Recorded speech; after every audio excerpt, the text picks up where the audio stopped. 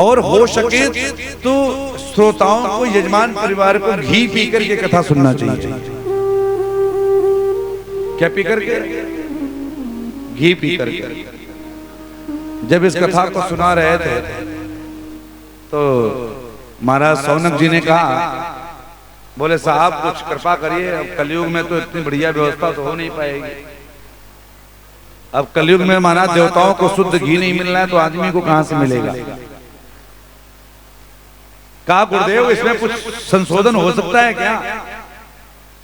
अब महाराज यदि बाजार का घी पी लो तुम्हारा हॉस्पिटल पहुंच जाओगे।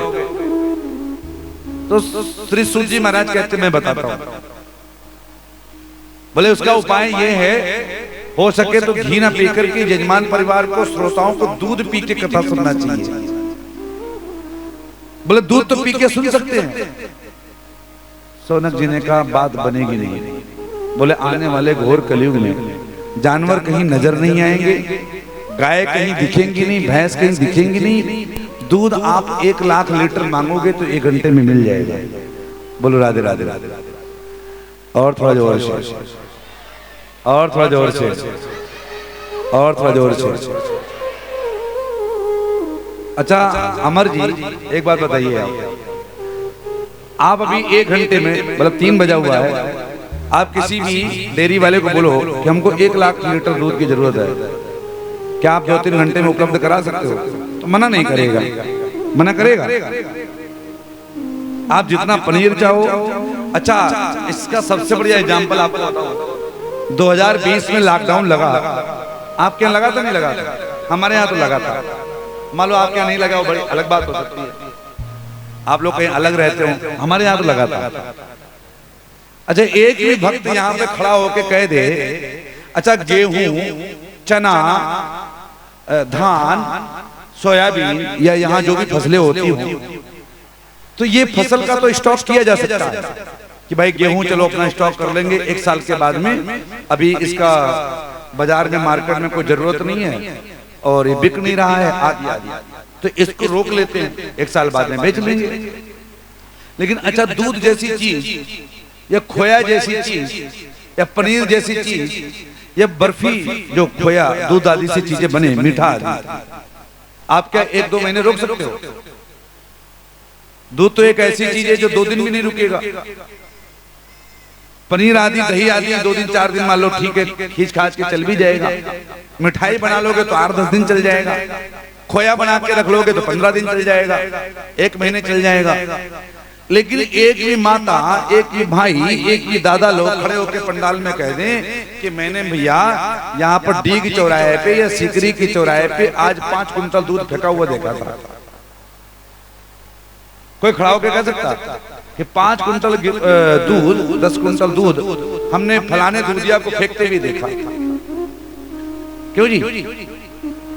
अच्छा आनंद की बात देखिए आप, उस समय पर शादियां भी नहीं हो रही थी, विवाह आदि भी नहीं हो रहे थे, चलो उसमें खपत हो गई हो। ठीक जैसे लॉकडाउन लगा वैसे दूध जो है समाप्त हो गया। जैसे लॉकडाउन खुला दूध फिर से प्रकट हो गया। तो इस बात से समझ में आता है कि मार्केट में सब कुछ और सब कुछ मिलावट का चल रहा है, सब कुछ केमिकल का चल रहा है, जो केमिकल से बनता था और बाद में बंद हो गया। तो सौनक जी ने कहा कि लोग घी पीकर के भी कथा नहीं सुन पाएंगे, दूध बढ़िया शुद्ध होगा नहीं तो उससे भी स्वास्थ्य आदि खराब हो जाएगा, तो वो भी दूध पीकर के भी नहीं कथा माताएं सुन पाएंगी। बोले एक काम करें। बोले फिर क्या करें? बोले व्रत रह के कथा सुन लें, व्रत रह करके। सौनक जी ने कहा अरे राम राम, आपने कहां से नाम ले लिया व्रत का? बोले महाराज कलयुग में 1 महीने में 2 बार एकादशी आती है, एक कृष्ण पक्ष में एक शुक्ल पक्ष में। और एकादशी कहीं भाई साहब घर में धोखे से रह जाए तो पूरे घर में हल्ला करते घूमते हैं, अरे जानती नहीं हो आज मेरा एकादशी का व्रत है, चलिए जरा सा जो है थोड़ा सा फलार बनाइए, अरे थोड़ा सा कुट्टू आटे के पकौड़ी बना दो, थोड़ी सी सामक की खीर बना दो। 15 दिन में 1 बार एकादशी है। एक भाई साहब पूरे दिन खा रहे थे, हमने पूछा भाई साहब आज एकादशी है, और एकादशी को कभी कुटू आटे की पकौड़ी, कभी मखाने, कभी पूड़ी, कभी पराठे, कभी फल, कभी जूस, ये सब पूरे दिन खा करके फिर भी व्रत। भाई साहब ने कहा देखो महाराज जी, एकादश माने होता है 11। एकादश माने क्या होता है? बोले 11। बोले 11 को जब तक 11 बार ना खाएं तब तक 11 कैसे है? बोले 11 को कम से कम 11 बार खाना चाहिए, तभी तो 11 मानी जाएगी। और 11 में भी 1-2 बार खाएं। अच्छा, आजकल खाने वाले भी महाराज ऐसा 11 का व्रत रखते हैं, नाना प्रकार के पकवान, मतलब कोई एकादशी नहीं रह रहा है ना तो वो भी रहने लग जाए, ऐसा सुंदर। तो सौनक जी ने कहा यह भी बात कुछ बनेगी नहीं। बोले फिर क्या करें? बोले कथा सुनने का फिर नियम क्या है? बोले हो सके तो एक बार फलाहार करें और एक बार भोजन कर लें। दिन में फलाहार कर लें, रात्रि में भोजन कर लें। इतने में तो काम चल जाएगा ना माताओं? क्यों माताओं? एक टाइम फलाहार करके और एक टाइम भोजन करके कथा सुन सकती हो? एक के भी हाथ नहीं उठे। वो 3-4 माताओं ने बड़ा शर्मा करके हाथ उठाया। वो भाई जोर जबरदस्ती,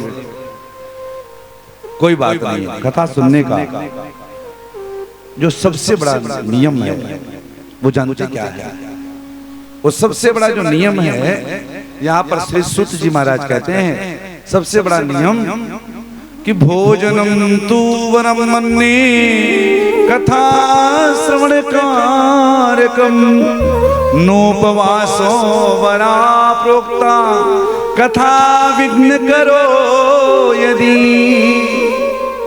भोजनम तु वरम मन्ये, बोले कथा सुनने का सबसे बढ़िया नियम है आप खूब चकाचक ना तो करो फलाहार और ना रखो कोई व्रत। बोले करो खूब फुल आहार। क्या करो? फुल आहार, खूब बढ़िया भोजन लो।